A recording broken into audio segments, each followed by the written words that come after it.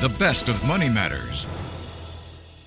Market View on Money FM 89.3. That's right, you're tuning in to Money FM 89.3. Time now for Market View with me, Chua Tian Tian, where we take you through how the Singapore stock market closed for the day, the biggest movers, sectors, and of course the companies to watch. But as always, a quick recap of some key movements. Well, Singapore shares were little moved today as investors continue to look to the latest consumer inflation print out of the US. So the Straits Times Index was down 0.03% at 4,345 points. At about 11:45 a.m. Singapore time, and that's with a value turnover of some 583 million Sing dollars seen in the broader market. Now let's take you through the closing numbers. The STI ended in the green, up 0.22% at 4,355 points. In terms of value turnover, that's 1.31 billion Sing dollars. Gainers outnumbered losers, 311 versus 221. Top advances for today, we've got for you GMH-USD, Jardine Cycle and Carriage, and Powermatic Data. And top decliners, we've got here Shangri-La Hong Kong dollars, New Incorporation USD, and DBS. Now, in terms of counters to watch, we have UOL because the property developer has entered an agreement to sell Kinex, which is a retail mall, for $375 million. Now, elsewhere, from how the US Producer Price Index fell month on month in August for the first time since April, and what that means for the Federal Reserve, to how Chipotle is planning to venture into Asia for the first time. We've got more international and corporate headlines in focus. And joining me on the line on a Thursday is Terence Wong, CEO of Azure Capital. Terence, welcome back to the show. Hello, Tian Tian. You're finally back. And let's start with global news this time around. Terence, the US PPI down 0.1% on the month. July's figure also revised down. How would you read into the numbers? Well, this set of release has implications on inflation. So what it signals about inflation trends is that this monthly decline hints that input costs are starting to ease, which could mean softer consumer price growth in the coming months. However, the 2.6% annual increase shows that prices are still rising compared with last year. So this inflation is happening, but kind of gradually. This set of release is also key data that I think the Fed is watching. So the lower PPI and the prior downward revisions, which is good, strengthens the case that inflation pressures are moderating, giving Fed perhaps more ammo to cut rates if growth slows. Okay. Now let's talk about reaction in terms of markets. US and Asian markets, how have they reacted as they await for also the CPI numbers for August out of the US tonight? I believe if we look at Japan, Taiwan, South Korea, they hit new highs on the back of a tech boost. What are we looking at today? Well, that's right. We've seen a very clear risk-on tone across much of Asia. In the run-up to the US CPI release, it's been led very much by the big tech, the semiconductor names, and it's across the region. You mentioned Japan, Taiwan, South Korea, all hitting either all hitting highs or decade-long highs. In Japan, the Nikkei, was helped by a very sharp rally in tech-linked stocks like SoftBank, which jumped nearly 10% after upbeat AI-related news from Oracle in the US. In Taiwan, it's led by its bellwether TSMC as its supply chain, continued bet on strong chip demand ahead of the next AI hardware cycle. We are going to hear a lot of this. And in South Korea, the Kospi also climbed to highest level in years with the likes of its own bellwethers, Samsung and SK Hynix leading gains as foreign funds return to the market. So what's really underpinning all this is a sense that U.S. inflation is cooling. We just saw the PPI, like what you just mentioned, dip for the first time since April, and markets are hoping that tonight's CPI report will confirm that trend. If inflation continues easing, this would strengthen the case for Fed to cut rates, and this will support equity valuations. And guess what? The biggest beneficiaries will be the tech names, and that's why they're running ahead. And if we go back to the Singapore stock market as usual, Terence, the STI hit a peak of some 4,367, was it? 4,367 points at one point at the start of the trading day, driven by DBS, which also saw shares hit a new all-time high. Any thoughts on the movements today? Well, not just for today, but if you're asking me about, this period, STI has generally done well over the last couple of months. Of course, there are the usual suspects like the banks, right, given that they are so heavily weighted. But property developers and the likes of Singtel, all have done very, very well for the STI. But I think where the real story lies is in the small caps. Small cap index, have been up 35% from its lows in April this year. And the important thing is not only has the price increased, but the volume has also, dare I use the word, surged. Vis-a-vis what happened over the last 10 years or so, right? This shows that there is market breadth, and we're seeing a real and very, very significant improvement in market participation. I'm really seeing more IPOs, more placements among small and mid caps. Just today or yesterday, ISO team just came out with his placement exercise. And before that, there were a number of other small mid caps coming off the placements, which is a very clear sign of a strong market, a strong market recovery ahead. Okay. And Terence, let's zoom in on some of the counters to watch. First up, UOL, because the property developer entered into an agreement to sell Kinex. Was it a retail mall in Paya Lebar, I believe, right? That's right. $375 million US. How significant of a move is this for UOL when we look at the share price movements? The investment price of $375 million is just a little more above, 1% from its valuation. It's not going to make very much of a dent on its balance sheet.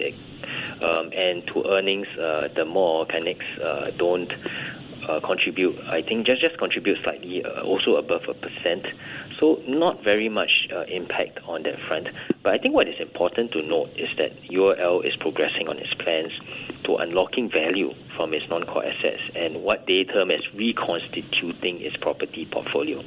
Over the last 2 years, we've seen them sell 2 Park Royal hotels, one in Singapore, one in Yangon, as well as Stamford Court in Singapore.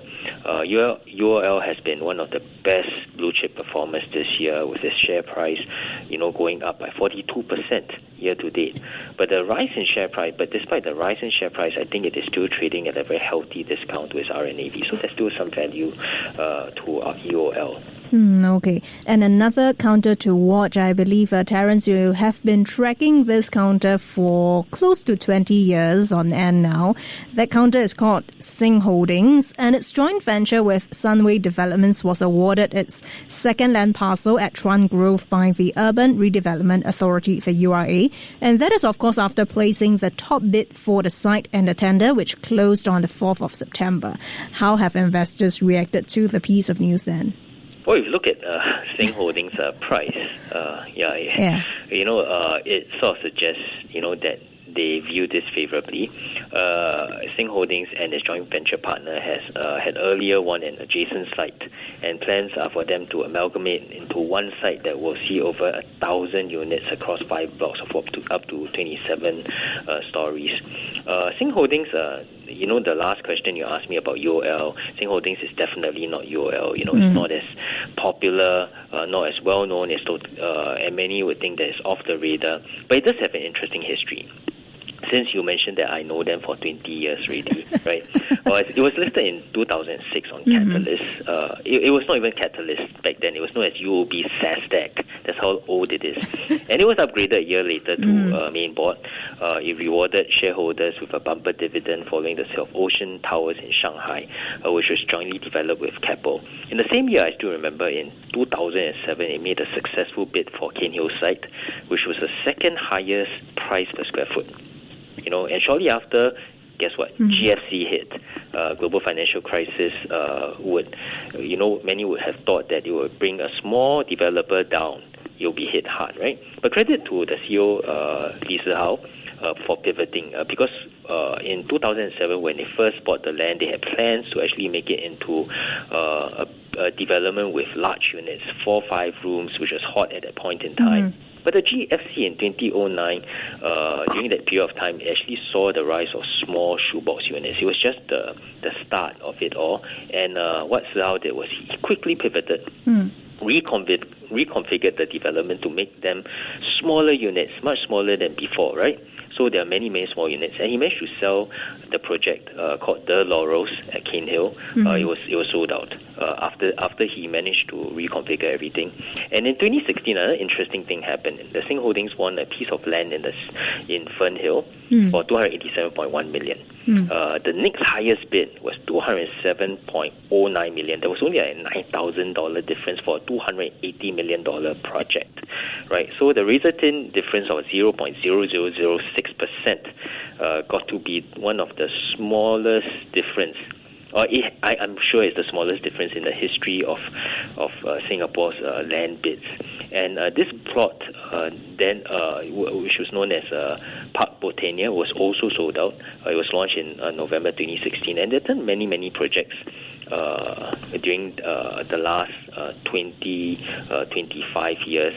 And I think over the years, the management has a history of taking from small to large-scale projects and selling out at good margins. So I think that this company is definitely one to look out for. So if we look at the second land parcel at Chuan Grove, are you optimistic about it? Oh, yeah, because they are amalgamating. If they get what they want, if they were to amalgamate it, I think the cost would actually increase, and they will make for a much, much more interesting proposition for investors and for people intending to buy the place. The plot size is going to be a lot much bigger. There's going to be a lot more amenities. Now, if you're just tuning in, we're in conversation with Terence Wong, CEO of Azure Capital. Now, I suppose we are all hungry and in need of dinner at this point in time, Terence. So let's talk about Chipotle. Chipotle Mexican Grill, it is venturing into Asia for the first time with plans to open locations in South Korea and in Singapore in 2026, which is next year. So it is the American chain's latest foray into international markets after announcing earlier this year that it would open in Mexico. What do you make about the move? And perhaps the second question is, does this suggest any inherent concerns about domestic consumption and saturation within the U.S.? Well, it's definitely a milestone. Chipotle has been very, very U.S. focused. So this marks a real shift in strategy. The key thing to understand is I don't think that, they are really escaping a weak U.S. market, but it's more about broadening its growth beyond its now mature home base. Domestically, it is still growing, but not at the breakneck pace we saw over the last few years. So management is looking overseas for the next leg of expansion, and Asia makes sense. Markets like South Korea and Singapore are affluent, highly urbanized and very trend-sensitive. But I'm not too sure about whether they read the news recently that there are many, many F&B closures over in Singapore. Well, anyways, South Korea, Singapore, I think they're ideal for test bidding, testing a premium fast casual brand. And I believe that once they prove the concept, that really opens the door to other markets, like Hong Kong, Japan, and even China. Of course, there are challenges to this. They probably need to localize their menus, manage supply chains, navigate high rentals compared to what it is in their home base. But this is part and parcel of expansion overseas. So overall, I think, like I mentioned, there's less a sign of trouble at home, but I think more a sign that it is evolving into a global brand. Further away, Terence, we use AI a lot, but what about AI simulated Fed meeting? So in this simulated Federal Reserve meeting that used AI agents modeled on real-life policymakers, it showed that political pressure actually polarized members of the board and their rate-setting deliberations. What do you make of the findings, and how concerned are you about the independence of the Fed that's been put into question in recent months? Well, it's only a simulation. It does highlight a real vulnerability. Yeah. Fed is designed to be independent from day-to-day politics, but it should be making decisions purely based on economic fundamentals. Even though this very foundation has been constantly challenged by President Donald Trump, the reality is, especially in an election year or during times of economic stress, policymakers can face very, very strong political pressures. And the AI simulation simply makes visible that what many market watchers have already long suspected, that such pressures could push individual members into more polarized positions, especially when the economy is finely balanced between tightening and easing. Okay, and speaking of rate decisions, Terence, we've got a rate decision coming up from the European Central Bank tonight at about 8:15 p.m. Singapore time. What are you expecting on this front?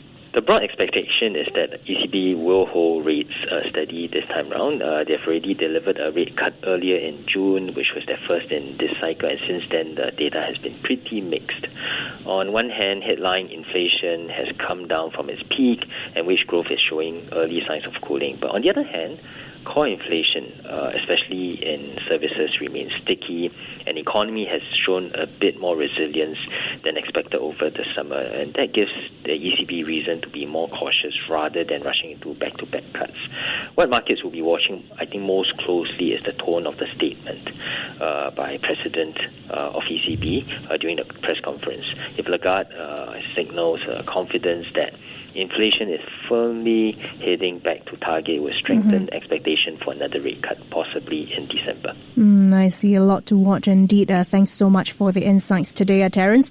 That was Terence Wong, CEO of Azure Capital. Thank you so much for joining us on Money FM 89.3. Thanks, Tian Tian. Before acting on the information on Money FM, please consider if it's suitable for your own investment objectives, financial situation, and risk tolerance.